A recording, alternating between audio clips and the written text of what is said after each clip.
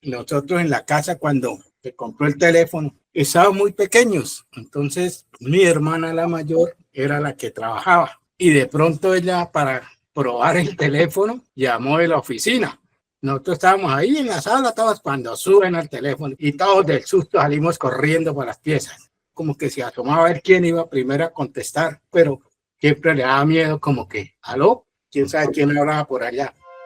La Fundación Saldarriaga Concha y la Fundación Fahrenheit 451, en asocio con El Tiempo, en el marco de Me Cuido Activo, presentan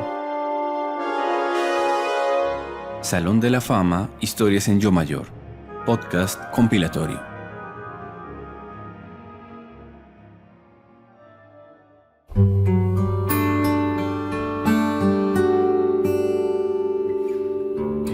Esa ceiba me refiere al recuerdo de un pueblito que hoy se llama Chimila. Era una colonización pues de campesinos que se establecieron allí y allí estaban mis abuelos maternos. Y al hablar de la ceiba de este pueblo, pues uno tiene que recordar entonces los ríos, las quebradas, los mosquitos, las garrapatas, los amigos de la época cuando uno era pelado y jugaba en ese río y se bañaba en el río y en las quebradas. La narración de Fructuoso a mí me ha generado el recuerdo de ese árbol y de este pueblito que hoy es un corregimiento del municipio del Copey en el departamento del Cesar.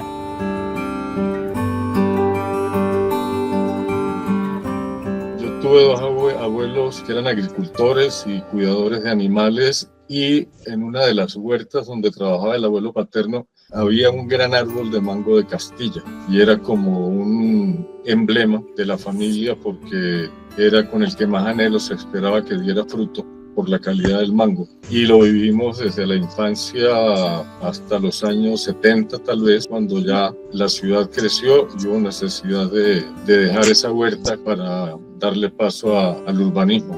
Entonces recordar todo un proceso de raíz que ayudó mucho también a lo que hoy en día podemos ser. Yo también estuve escribiendo sobre el pueblo de mi familia, de mis papás, Salamina, Caldas, donde íbamos desde chiquitos a pasar las vacaciones. Y era para nosotros un sueño que llegara a esa época para compartir con las tías.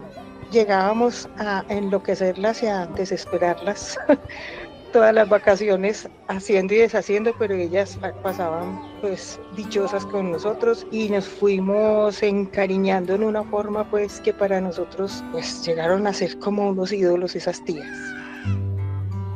Hace poco volví a Salamina y bueno, eso es un pueblo hermoso, siempre lo ha sido y ahora está espectacular.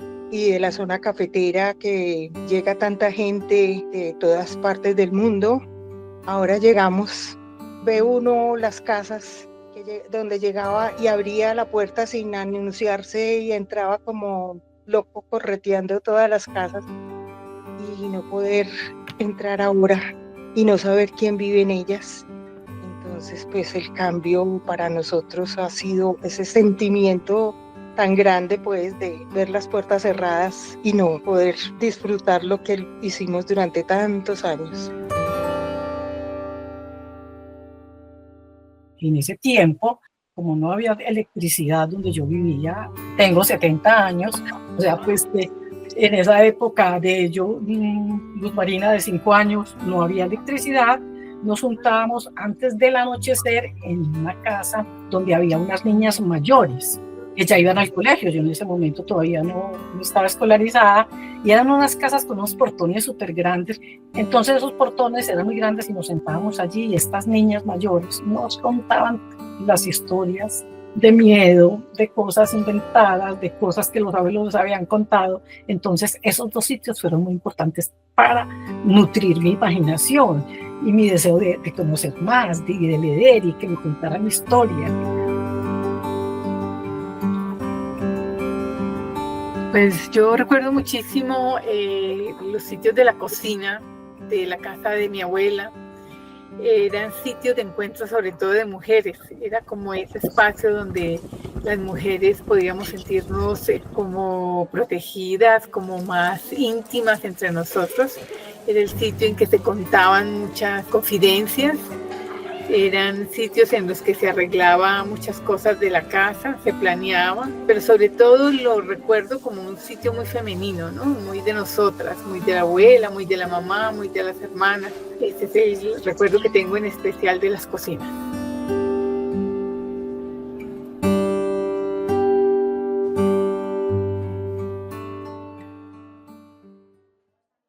Sí, la historia que yo, pues que recuerdo desde niña era que cuando tenía más o menos como de 12 años en adelante, mi papá tenía una finca donde le gustaba sembrar mucho, había muchos frutales y sobre todo los frutales que más me gustaban a mí eran los naranjos.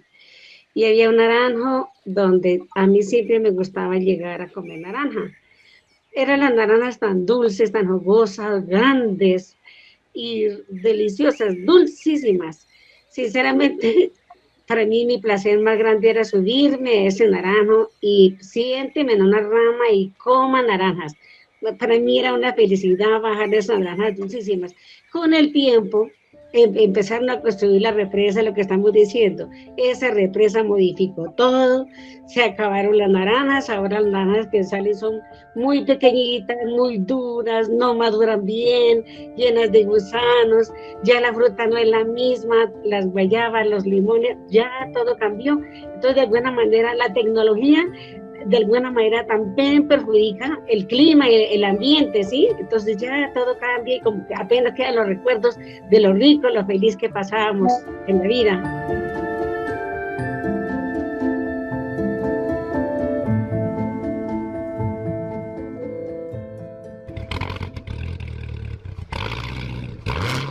La primera vez que entró un carro a Peque.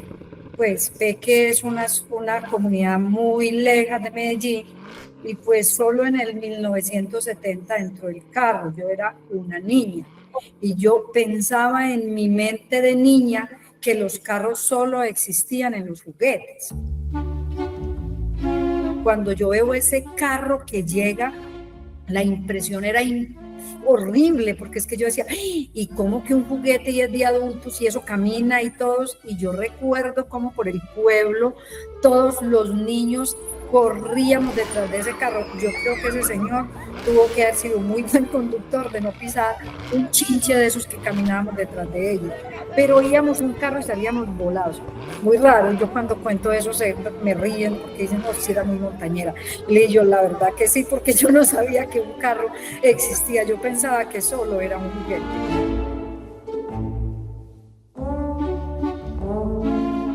Al vivir en un pueblo pequeño, pues llegó la televisión con mucho retraso y eran poquitas las casas que tenían el televisor. Había una prima mía que vivía en Caracas y ella habían escogido para un programa infantil. Ella salía en un programa infantil y todos queríamos verla, pues.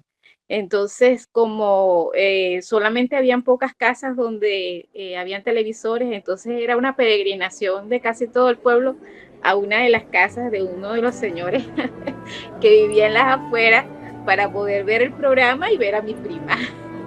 Luego, cuando ya pasaron unos años, ya en casa de mi abuelita, que era donde nosotros vivíamos, colocaron un televisor y mis tíos eran muy aficionados al boxeo. Entonces, como todavía había escasez de lugares donde había televisión, entonces la casa de mis abuelos se llenaba de gente cuando habían peleas, por ejemplo, de Muhammad Ali. Era tremendo, era como un cine y para mí eso era una fiesta porque cuando había boxeo, a mí me gustaba el boxeo y yo buscaba una ventana donde sentarme para yo poder ver encima de todos los señores que llegaban a ver el boxeo. Yo me sentaba en una ventana para poder ver también la pelea.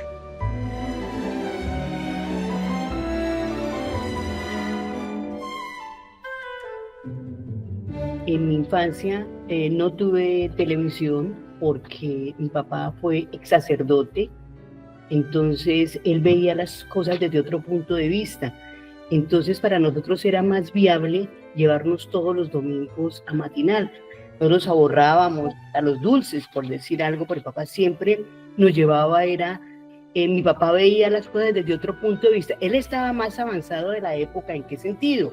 Él, por ejemplo, un domingo nos llevaba a matinar al Teatro Olimpia o al Teatro Faenza.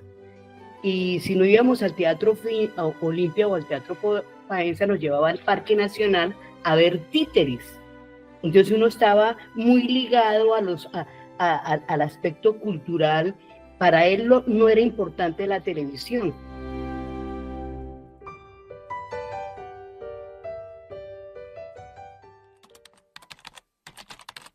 Cuando yo terminé mi carrera, yo no hice uso del computador todavía porque eso ya hace algunos años. Entonces, cuando estaba en la maestría, precisamente tuve que ir al SENA a que me enseñaran a manejar el mouse y a que me enseñaran a usar el Word, porque no lo sabía. Entonces, cuando estuve en la maestría, tenía una compañera, como no lo sabíamos bien, ya llevamos como el 60% de la tesis de maestría ya elaborada, hicimos algo mal y se nos borró todo. Nosotros no habíamos tomado nota a mano porque estábamos fascinados con la tecnología. Entonces eso nos valió un semestre más en la universidad para volver a recuperar de memoria, pues, y todo lo que... Yo recuerdo mucho cuando fui al SENA que me enseñaban a manejar el mouse. Eso me parece espectacular, haber podido aprender tanto en estos años. Son más de 20 años cuando aprendí a hacer eso.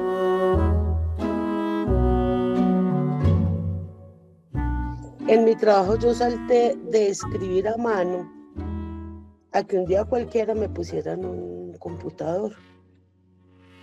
Y ya usted no va a escribir así, sino que va a empezar a digitar y etcétera, etcétera. Y a mí literalmente me comió eso los primeros días. Me tocó hacer un curso de Excel. Y yo dije, bueno, si toca lo hago. Cuando me dice mi profesor, ahora para esta función coloque F1.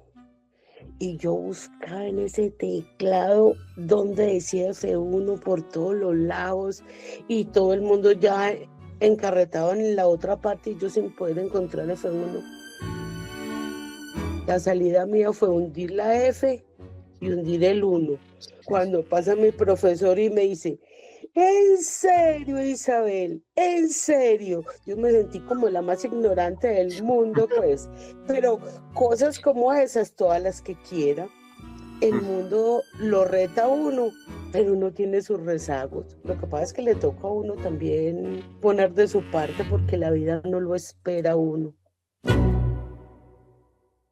Empiezan a abrirse puertas, ¿no? De recuerdo. Yo recuerdo, por ejemplo, la casa de mi abuela paterna, cuando llegaba uno de pronto en algún momento y estaban haciendo el almuerzo, entonces ese olor a frijoles, y yo creo que a todos nos pasa en este momento de nuestra vida que hoy en día vamos a algún sitio o alguna casa o algún restaurante a comer algo y hay un sabor que nos traslada inmediatamente a, oiga, esto como me lleva a mi niñez, un sabor de algo, una imagen de algo. Entonces, creo que es muy interesante al escuchar todas estas historias, cómo los detalles permanecen y siguen vivos. Esa parte tan linda de nuestra vida como son los recuerdos y sus cuitas. La casa de mi niñez tenía 2 piezas. La de arriba era la de mis padres, tenía una pequeña ventana, el piso de cemento y sus paredes de adobe, pintadas de blanco. Tenía un pequeño chifonier. La nuestra estaba separada por una puerta de madera que comunicaba a la de mis padres. Perdónenme la nostalgia, pero es que nosotras con mis hermanos y mis papás hicimos nuestra propia casa. Untamos el adobe en las paredes y por eso la nostalgia de leerles mi escrito. En nuestra pieza había una cama de madera semidoble. En ella dormíamos mis 2 hermanas y yo en el medio, como siempre. Mis padres debían atravesar nuestra pieza para llegar a la de ellos. Al bajar un escalón ya estábamos en el comedor, el cual estaba hecho en guadua y caña flecha. Al fondo se encontraba la cocina con el fogón de leña. Otro escalón y ya estábamos en el solar de la casa. Al entrar, un patio grande en tierra contaba con árboles frutales como naranjos, mangos, limones, champas, café, mandarinos, plátanos de sal y de dulce. Nos alimentábamos con los frutos, los cuales cogíamos al subirnos a los palos, y no nos importaba que nos picaran las hormigas o que nos rayáramos los brazos o las piernas. Vivimos los mejores años de nuestra niñez y adolescencia con mis hermanos. Anécdotas y juegos infantiles y juveniles vivimos allí. Hasta que un día, al volver a mi pueblo, mis hermanos me dijeron que me fuera preparando, porque la casa ya no existía. Recuerdo que lloré mucho y reclamé a mis viejos el por qué la habían tumbado sin mi permiso. Mi corazón se inundó de tristeza y volvieron recuerdos inolvidables, como la velación del abuelito José Claudio en el comedor de la casa, la variedad de helechos que adornaban la pared del frente. La casa estaba llena de cayenos de colores que mi mami había sembrado. Sentimientos de tristeza inundaron mi corazón, pero sentí alegría al saber lo que mis hermanos me decían. Niña, no te preocupes, la tristeza se queda en el corazón, pero los recuerdos permanecerán en nuestras vidas.